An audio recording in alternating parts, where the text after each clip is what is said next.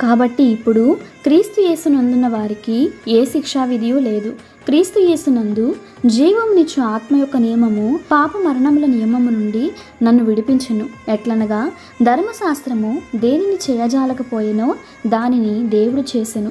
శరీరమును అనుసరింపక ఆత్మను అనుసరించి నడుచుకుని మనయందు ధర్మశాస్త్ర సంబంధమైన నీతి విధి నెరవేర్చబడవలెనని పాప పరిహారం నిమిత్తము దేవుడు తన సొంత కుమారుని పాప శరీరాకారముతో పంపి ఆయన శరీరమందు పాపమునకు శిక్ష విధించెను.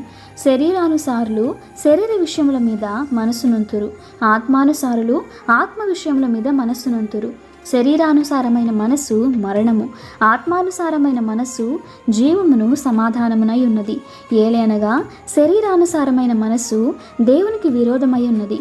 అది దేవుని ధర్మశాస్త్రమునకు లోబడదు, ఏమాత్రమును లోబడనేరదు. కాగా శరీర స్వభావము గలవారు దేవుని సంతోషపరచనేరరు. దేవుని ఆత్మ మీలో నివసించి ఉన్నడలా మీరు ఆత్మ స్వభావము గలవారే కానీ శరీర స్వభావము గలవారు కారు.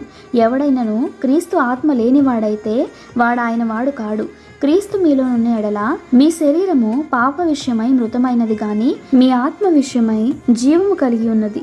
మృతులలో నుండి యేసును లేపిన వాని ఆత్మ మీలో నివసించిన ఎడలా మృతులలో నుండి క్రీస్తును లేపినవాడు చావునకు లోనైన మీ శరీరములను కూడా మీలో నివసించుచున్న తన ఆత్మ ద్వారా జీవింపచేయగలడు. రోమీలకు రాసిన పత్రిక 8వ అధ్యాయము 1-11 వచనములు.